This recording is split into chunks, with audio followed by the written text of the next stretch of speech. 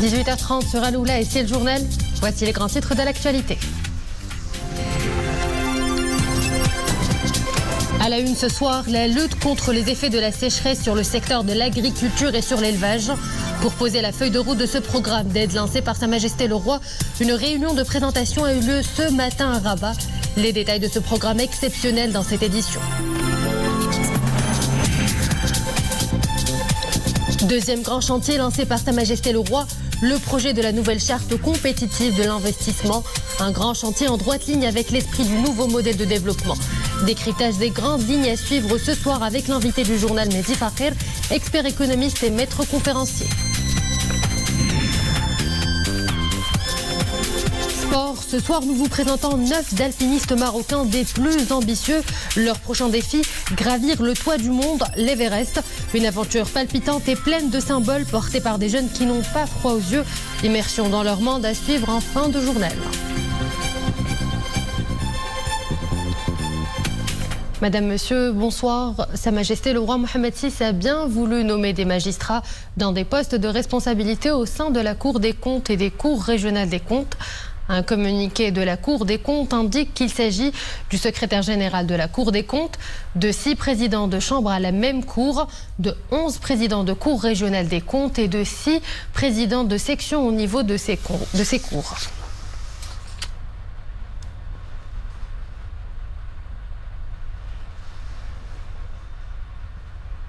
C'est le grand titre de l'actualité de cette semaine, le stress hydrique qui mène la vie dure aux agriculteurs et aux éleveurs. Pour atténuer l'impact négatif du déficit pluviométrique qui continue de mettre au régime sec de nombreuses exploitations du secteur et l'élevage aussi, une réunion a été tenue à Rabat au siège du ministère de l'Agriculture, de la Pêche maritime, du Développement rural et des Eaux et Forêts pour la présentation du programme exceptionnel élaboré par le gouvernement en exécution des hautes orientations royales. Iman Eblou. Un programme exceptionnel et des mesures d'urgence pour sauver une campagne agricole sévèrement touchée par le déficit pluviométrique. Cette réunion avec les professionnels du secteur a de quoi les rassurer. Les principales actions seront entreprises sur 3 niveaux, le soutien direct, l'allègement des charges financières et l'assurance agricole. Cette année, 1 million d'hectares bénéficient déjà d'une assurance. Avec la MAMDA, nous avons convenu d'accélérer l'indemnisation des agriculteurs, en particulier les exploitations agricoles des céréales, en vue de rattraper les pertes du manque de précipitations. Les indemnisations se feront au plus tard le mois prochain. Habituellement, les agriculteurs n'en bénéficient pas avant le mois de juillet. Une opération accélérée, car il y a urgence. Les éleveurs ne sont pas en reste, par l'appui au fourrage subventionné, l'abreuvement et le suivi sanitaire du cheptel. Grâce à ce programme, les professionnels du secteur sentiront bientôt la différence. Plusieurs actions seront entreprises dans les plus brefs délais. Déjà d'ici la fin de la semaine, les premières aides aux éleveurs leur seront acheminées. Des aides composées essentiellement de fourrage pour bétail. Nous n'avons vraiment pas de temps à perdre. Les professionnels sont en grande difficulté. Et ces professionnels pourront bénéficier d'un traitement de dette via un rééchelonnement des crédits. À lui seul, le groupe Crédit Agricole du Maroc a doublé l'enveloppe de financement au titre de cette année et l'est passé à 6 milliards de dirhams. 6 milliards de dirhams mobilisés donc par le Crédit Agricole du Maroc.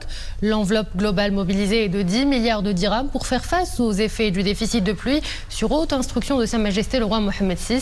Une enveloppe budgétaire conséquente, de quoi raviver l'espoir de la population rurale. La ventilation des chiffres de ces aides et des financements divers avec Mohamed Aït-Chgar.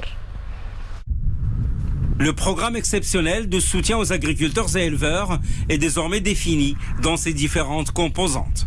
Le premier axe bénéficie d'un budget de 3 milliards de dirhams. Objectif, le financement et la distribution de 7 millions de quintes d'orge subventionnés au profit des éleveurs et de 400 000 tonnes d'aliments composés aux éleveurs de vaches laitières. Coût estimé de l'implémentation de ces aides, 2 milliards 100 millions de dirhams.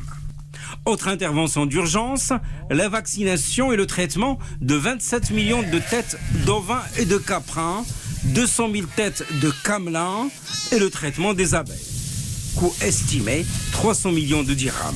Ce premier axe comprend également la réhabilitation des périmètres de petites et de moyennes hydrauliques pour l'entretien des équipements et la création d'opportunités d'emploi à travers le développement et la mise à niveau des canalisations et khattara. Budget de ces actions, 255 millions de dirhams. L'abreuvement du cheptel à travers l'aménagement et l'équipement de points d'eau, l'acquisition de citernes et camions-citernes, ainsi que l'aménagement de parcours sur une superficie de 10 000 hectares, ce qui coûtera 224 millions de dirhams. En plus, une enveloppe de 121 millions de dirhams est allouée à l'irrigation de compléments pour la pérennisation des vergers nouvellement plantés il y a 2 à 5 ans et qui ont été aménagés dans le cadre de l'agriculture solidaire sur une superficie de 55 000 hectares. Deuxième axe à présent du programme, première intervention, l'accélération et la mise en œuvre de l'assurance sécheresse pour les agriculteurs.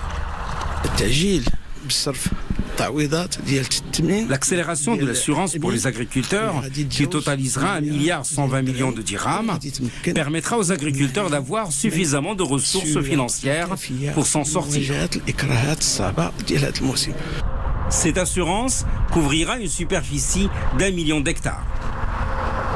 Et là, la mutuelle agricole marocaine d'assurance, la MAMDA, a annoncé sa contribution à la mise en œuvre de ce programme à travers 2 mesures phares. L'accélération du rythme de l'expertise dès lundi prochain. Et la deuxième action, c'est d'accorder la priorité aux zones touchées par le stress hydrique. Concernant le troisième axe, 6 milliards de dirhams lui seront consacrés. 6 milliards de dirhams avec 4 produits au profit des éleveurs, des agriculteurs, pour l'achat d'aliments pour bétail, la plantation et le traitement des arbres et le soutien aux cultures printanières.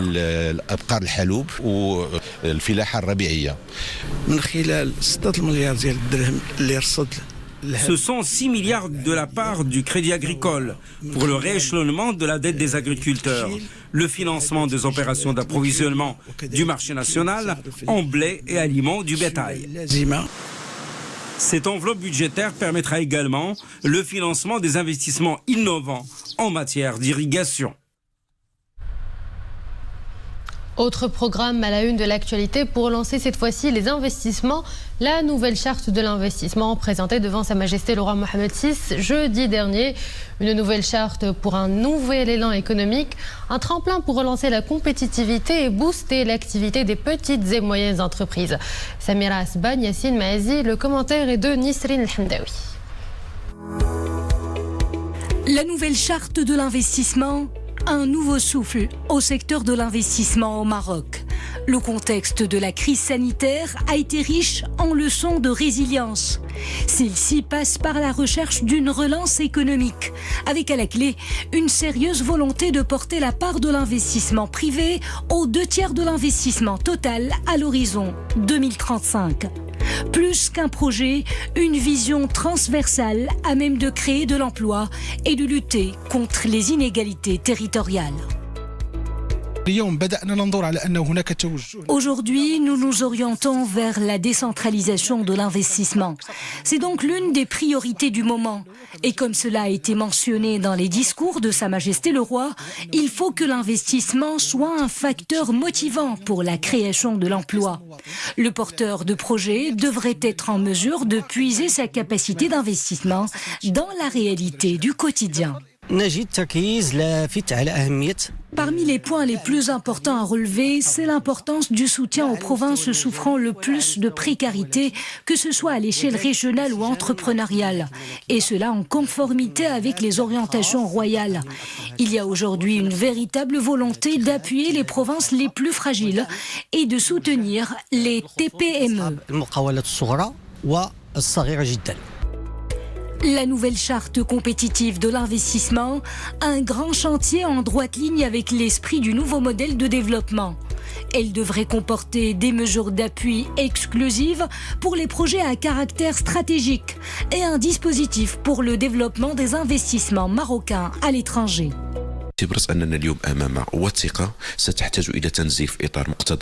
Cette charte sera un document qui aura besoin d'une implémentation selon des dispositions juridiques, notamment en prenant en considération le projet de généralisation de la protection sociale qui devrait comporter des engagements pratiques pour promouvoir l'investissement.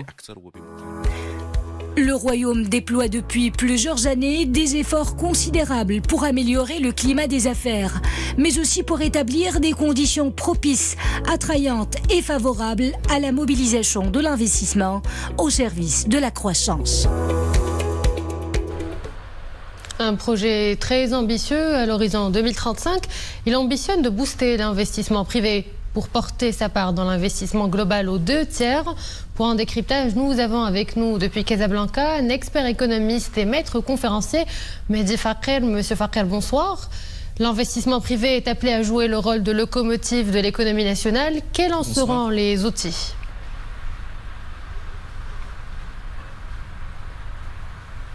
Écoutez, il faut distinguer 3 types d'outils. Il y a tout d'abord l'outil institutionnel, c'est-à-dire le cadrage de l'activité, de l'encouragement à l'investissement, à travers la mise en place, bien sûr, et le renforcement des attributions de la commission centrale et la mise en place de commissions régionales, en garantissant le maximum possible de synergie avec les instances et avec, bien sûr, le dispositif d'encouragement à l'investissement qui existe déjà au niveau de différentes villes du Royaume. Et nous parlons principalement des centres régionaux d'investissement qui, de par la dernière réforme, sont devenus des agences régionales d'investissement. Il y a également le levier fiscal à travers, bien sûr, une réforme fiscale qui a été consacrée par la loi cadre votée en juillet, dont l'opérationnalisation et l'implémentation et la concrétisation a commencé déjà avec la loi de finances 2022. Et il faut également ne pas oublier qu'il y a le sujet du levier foncier important. Et là, il y a des instructions royales pour la mise en place bien sûr la mise en œuvre bien sûr d'une vraie stratégie de valorisation du foncier, que ce soit pour le secteur agricole principalement, mais également pour les autres secteurs. L'objectif de faire disposer les investisseurs de bien sûr des outils nécessaires pour investir. Et il ne faut pas oublier dernièrement le dernier levier qui est le levier d'accompagnement proprement dit. C'est un levier qui est à préparer et qui est à mettre en œuvre en collaboration avec le secteur privé et qui va permettre aux différents investisseurs d'avoir les mécanismes d'accompagnement nécessaires pour le suivi et la concrétisation de leurs projets. Et dans cette nouvelle charte de l'investissement, des objectifs majeurs, à savoir la création d'emplois, la promotion d'un développement équitable des territoires, ainsi que la priorisation des secteurs porteurs pour l'économie nationale. Pour concrétiser ces objectifs, quels sont les dispositifs à mettre en place ?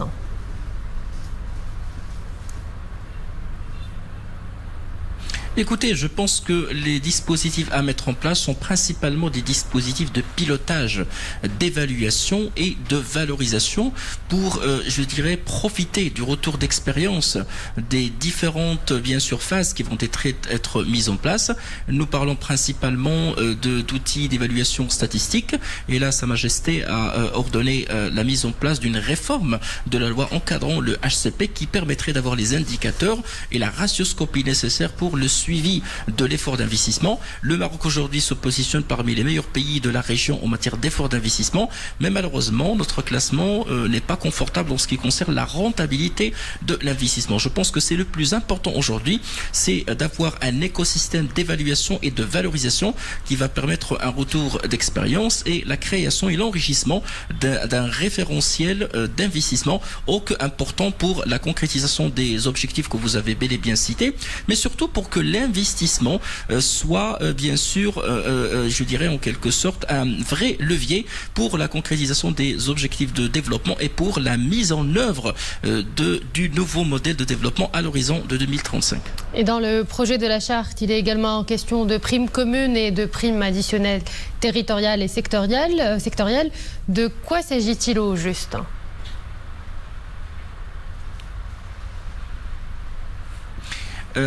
là, effectivement, c'est l'une des innovations et des aspects novateurs de cette charte d'investissement. C'est un ciblage de l'effort public et de l'effort financier de l'État et de l'encouragement financier de l'État en vue de favoriser des secteurs très porteurs sur une base qualitative. Et là, nous parlons principalement des secteurs à forte valeur ajoutée, des secteurs qui peuvent permettre une mutation de notre économie pour la rendre une économie industrielle à travers le renforcement et l'encouragement des tissus industriels. Nous parlons également sur le plan toujours qualitatif de la mise en œuvre de primes pour encourager l'économie solidaire, important également pour, la mise en place d'une économie inclusive permettant de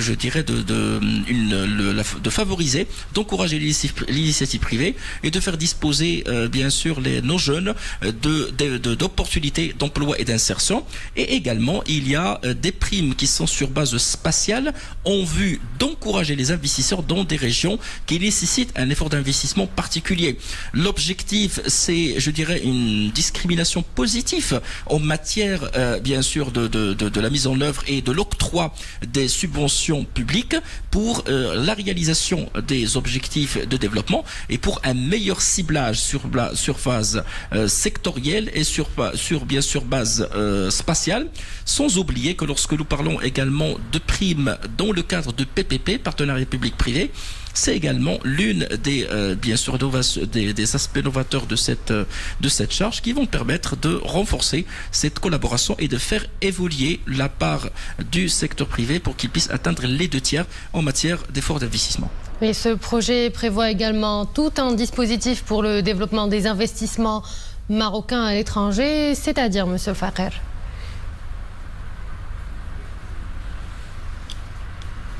Écoutez, aujourd'hui, chère madame, pour que nous puissions avoir une économie forte, il faut absolument que l'économie marocaine puisse s'internationaliser. Et nous avons besoin de champions nationaux qui vont porter le drapeau du Maroc à l'extérieur.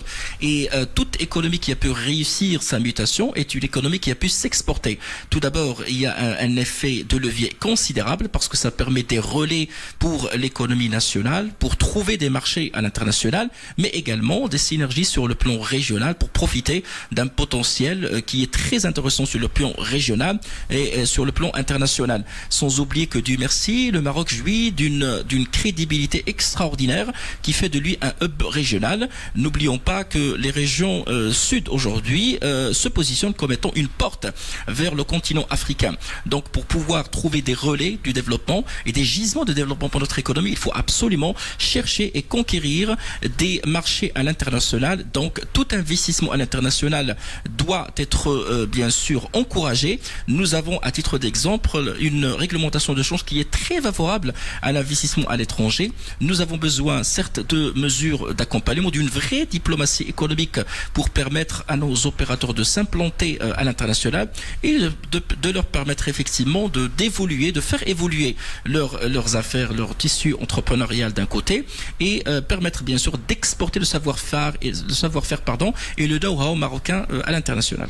Merci Monsieur Mehdi Fakher pour toutes ces explications. Je rappelle que vous êtes expert économiste et maître conférencier.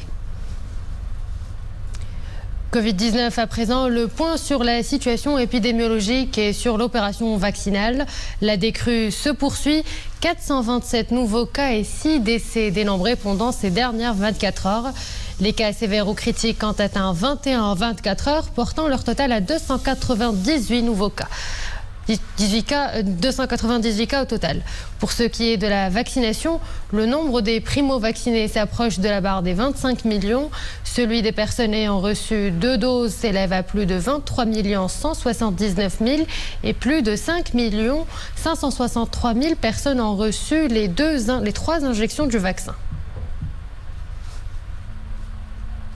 Braquant à présent les projecteurs sur un groupe d'alpinistes marocains qui se préparent à gravir l'Everest au mois d'avril, un pic à plus de 8000 mètres d'altitude.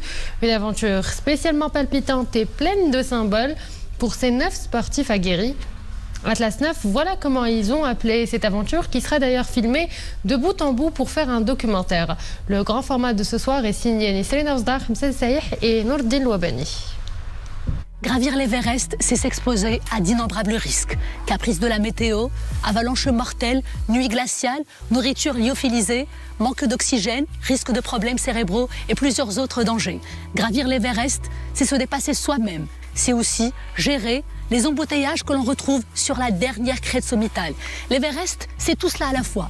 Et pourtant, chaque année, des centaines de personnes à travers le monde tentent cette aventure humaine incroyable. Certaines personnes reviennent, d'autres ne reviennent pas. Ce qui est certain, c'est que l'on ne gravit pas le plus haut sommet du monde pour le petit plaisir de se prendre de jolies petites photos au sommet avec des fanions colorés ou alors avec le drapeau de son pays d'origine. On ne le fait pas non plus pour flatter son ego, chacun sa cause et chacun ses rêves. Des rêves justement, l'équipe de Moroccan Expedition Team en a plein la tête. Leur mission est baptisée Atlas 9. Vous l'aurez compris, il s'agit de 9 personnes. 5 parmi elles sont avec nous et nous vous proposons tout de suite une immersion dans leur monde complètement fou.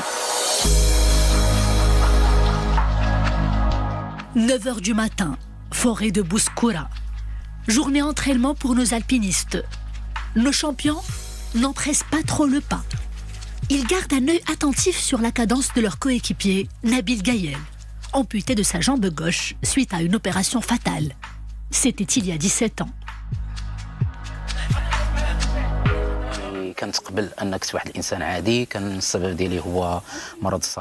Avant, j'étais complètement autonome, mais le cancer a changé le cours de ma vie. Les séances de chimiothérapie se sont révélées inefficaces. Les médecins n'avaient d'autre choix que de m'amputer. L'épreuve était difficile, mais jamais décourageante. Elle, c'est Salwa Bouhlel, 63 ans. Des sommets, elle en a beaucoup gravi. Pour elle, l'Everest, c'est le Graal du monde de l'extrême. Je pense que c'est un challenge qui va couronner mon parcours professionnel, personnel, familial, en tant que femme, maman, grand-mère. Les petits messages d'Yann, mes petits-enfants, mamie, on est fiers de toi, c'est des bouffées d'énergie. اللي ما نقولكش عليهم l'adrénaline ديالهم كتوصلني. Des montées d'adrénaline justement, ces grimpeurs professionnels on note à chaque fois que certains souvenirs sont ravivés autour d'un breuvage bien de chez nous. Le sportif en rouge, c'est Mehdi Hamzen. Il a failli mourir, chemin faisant, vers l'Aconcagua en Argentine. Gant professionnel oublié au refuge, corps fébrile, le guide lui donne l'ordre d'abandonner. L'aventurier s'entête.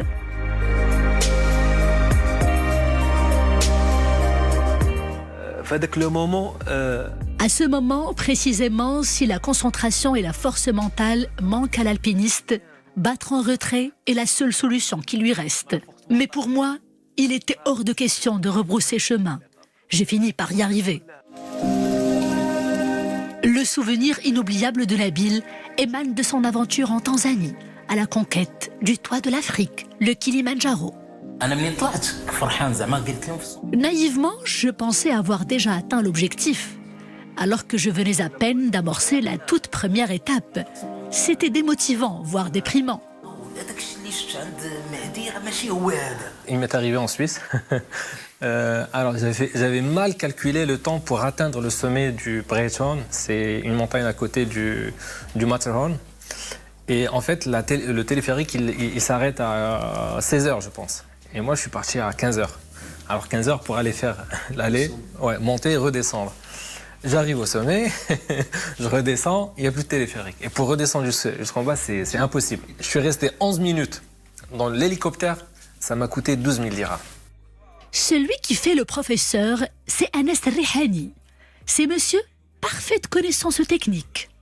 Avec l'équipe, il regarde le documentaire au succès planétaire, 14 sommets, rien n'est impossible. La philosophie de Nim Sedaï n'est pas tout à fait la leur, mais tout comme lui, même pas peur de mourir. Il n'y a aucun risque, ni de mort, ni d'accident de la montagne.